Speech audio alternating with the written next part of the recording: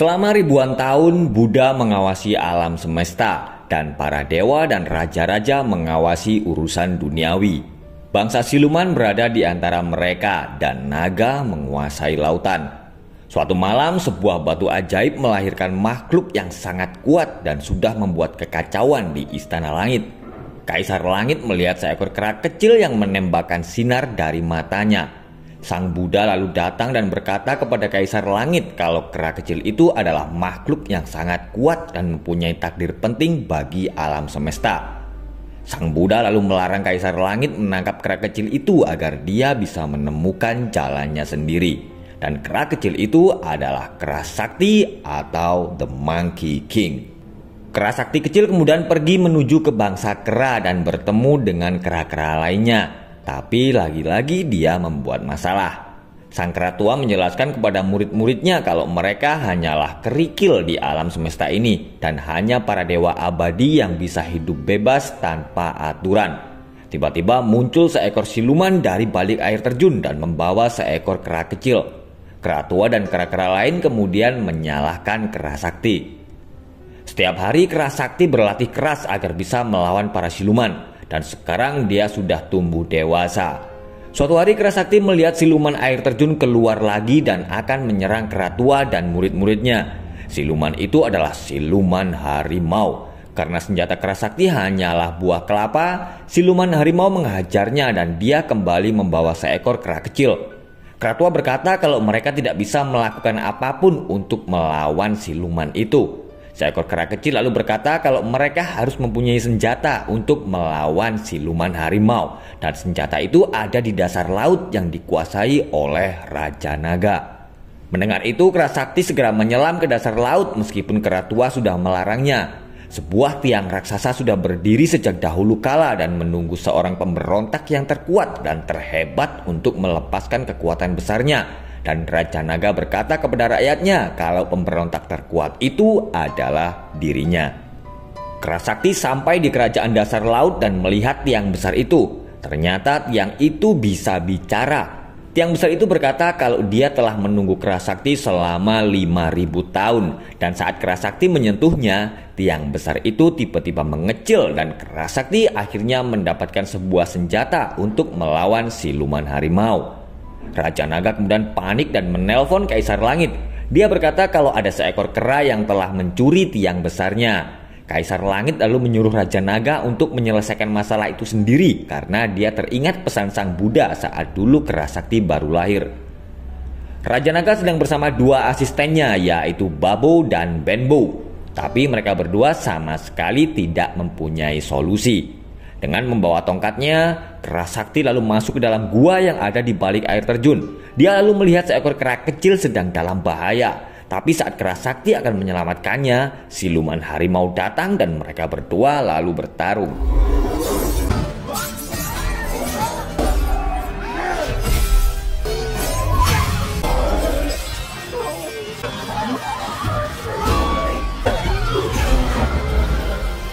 Dengan kekuatan tongkatnya, kera sakti berhasil mengalahkan siluman harimau dan memukulnya sampai ke istana langit.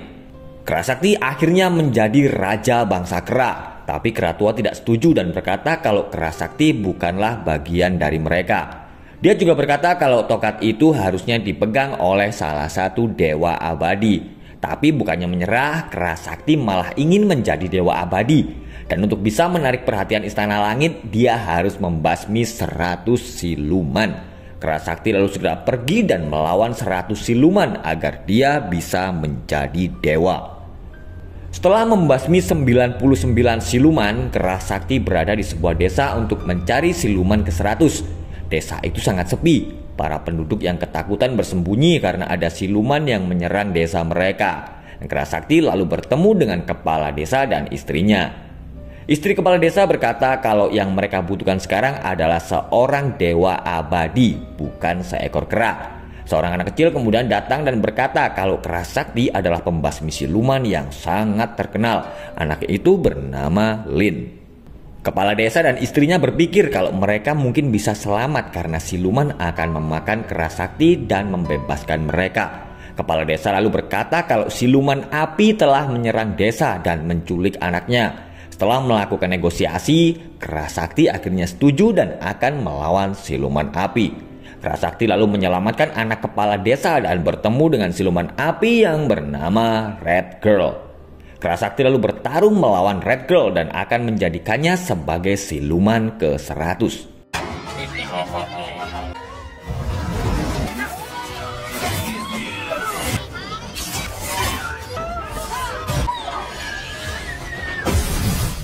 Kerasakti akhirnya berhasil mengalahkan Red Girl.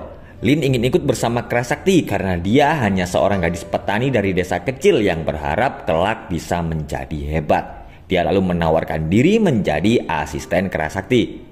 Malamnya Kerasakti sedang bersama kepala desa dan beberapa penduduk. Dengan berat hati, kepala desa lalu mendeklarasikan Kerasakti sebagai dewa abadi. Raja Naga tiba-tiba datang dan berkata kalau Kerasakti adalah seorang pencuri yang telah mengambil tongkatnya. Sementara itu, Babu dan Benbow diam-diam menyelinap di bawah panggung untuk mengambil tongkat Kerasakti. Melihat tongkatnya telah dicuri, Kerasakti segera mengejar Babu dan Benbow. Meskipun sudah berusaha sekuat tenaga, tapi Raja Naga gagal untuk mendapatkan tongkat sakti itu. Kerasakti bingung kenapa dia belum mendapat undangan dari Istana Langit untuk pelantikan dirinya. Lin berkata agar bisa menjadi dewa abadi mungkin Kerasakti membutuhkan keabadian. Tongkat Sakti lalu berkata kalau mereka sekarang harus pergi ke kuburan. Tapi Kerasakti bingung karena dia tidak bisa membaca. Lin kemudian membantunya dan dia akhirnya diterima menjadi asisten Kerasakti. Mereka berdua sampai di kuburan dan pergi ke neraka. Kerasakti berencana akan menghapus catatan kematiannya agar dia bisa mendapatkan keabadian. Mereka berdua kemudian bertemu dengan penguasa neraka yaitu Raja Yama. Kerasakti meninggalkan Lin dan pergi menyelinap ke ruang arsip. Setelah berhasil membohongi Raja Yama, Lin lalu meminta agar Kerasakti tidak meninggalkannya seperti tadi. Dia lalu marah karena Kerasakti berkata kalau Lin hanyalah seorang asisten yang tidak penting. Kerasakti menyuruh Lin untuk mencari buku catatan kematiannya, tapi ternyata Raja Yama telah mengetahui rencana mereka.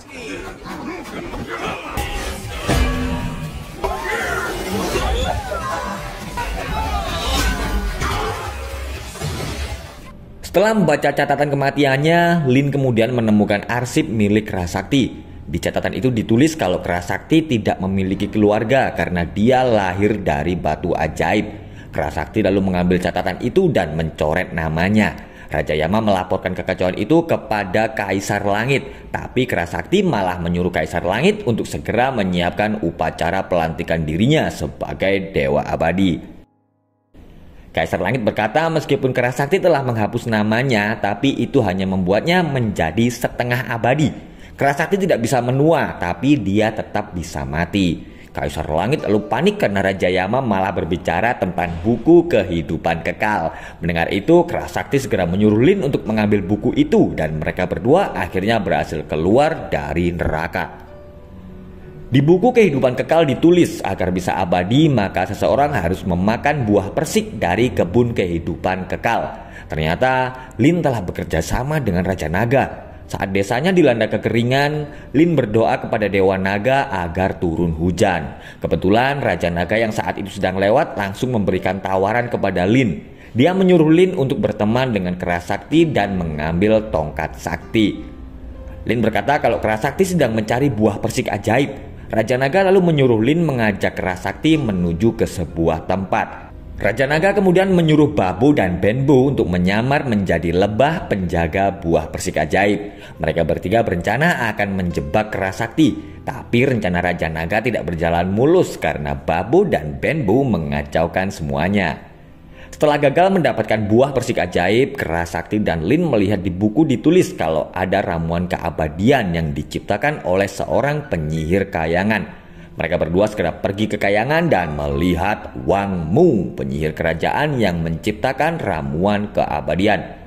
Saat Wang Mu pergi, Kerasakti dan Lin menyelinap masuk ke dalam rumahnya. Tapi karena terlalu bersemangat, Kerasakti mencium sebuah ramuan yang mengubahnya menjadi kera kecil. Melihat ada kesempatan, Lin lalu mengambil tongkat sakti, tapi Kerasakti meminum ramuan dan dia pun kembali normal. Wang Mu tiba-tiba datang. Kerasakti dan Lin segera meramu bahan-bahan yang tertulis di buku untuk membuat ramuan keabadian. Tapi Wang Mu berhasil menghancurkan ramuan itu sebelum Kerasakti meminumnya. Lin ketakutan dan berkata kalau dia bukanlah teman Kerasakti dan hanya mengincar tongkatnya.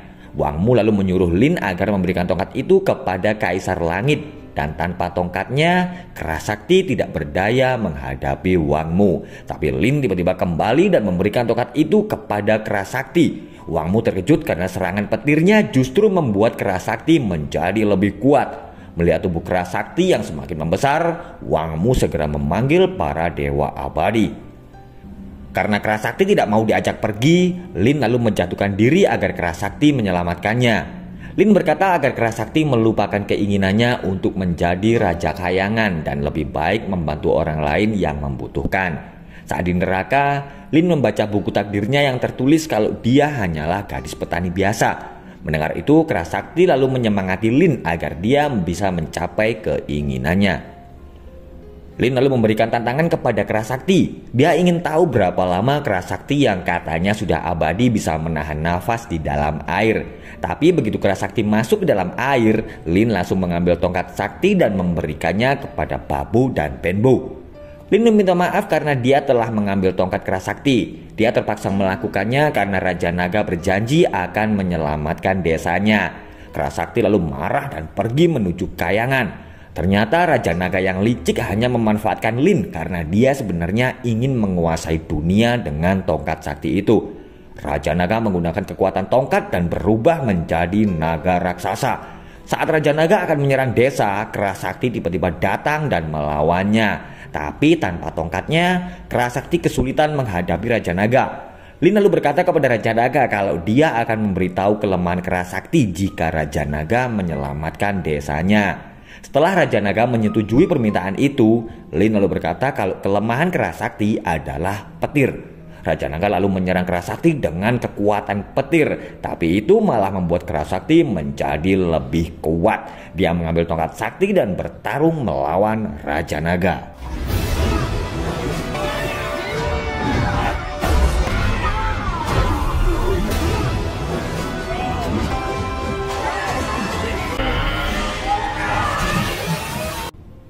Setelah mengalahkan Raja Naga, Kerasakti lalu menyerang Istana Langit. Kaisar Langit segera memerintahkan Wang Mu dan Raja Yama untuk menangkap Kerasakti. Tapi Kerasakti yang sekarang menjadi kera buas yang jahat dengan mudah bisa mengalahkan mereka. Sang Buddha tiba-tiba muncul dan meminta Lin untuk menyadarkan Kerasakti. Suara Lin tiba-tiba berubah menjadi suara Buddha dan dia lalu memberikan tantangan kepada Kerasakti. Lin berkata kalau Kerasakti bisa melompat dari tangan Buddha, maka dia akan menjadi raja kayangan. Tapi jika gagal, maka Kerasakti harus melakukan penebusan dosa yang sangat panjang. Kerasakti dengan sombong langsung melompat menuju ke luar angkasa. Tapi ternyata dia tidak pernah meninggalkan tangan Buddha. Dan karena telah gagal, Buddha lalu menggenggam Kerasakti dengan tangannya. Dia menghukum Kerasakti dan mengurungnya di sebuah gunung batu. Sang Buddha berkata kalau Kerasakti akan menemukan jalannya jika dia telah sadar di dalam kehampaan. Sebelum pergi, Sang Buddha berkata kepada Lin kalau suatu saat dunia akan membutuhkan Kerasakti jika dia telah siap. Sebelum Sang Buddha menutup gunung batu itu, Lin berpamitan kepada Kerasakti dan mengembalikan tongkat saktinya. Setelah Kerasakti mengucapkan terima kasih, gunung batu itu akhirnya tertutup. Dan 500 tahun kemudian, Biksu Tong bersama dua muridnya yaitu Wuching dan Patkai datang ke gunung itu. Biksu Tong membebaskan Kerasakti dan mengajaknya melakukan perjalanan ke barat untuk mengambil kitab suci. Dan film pun selesai.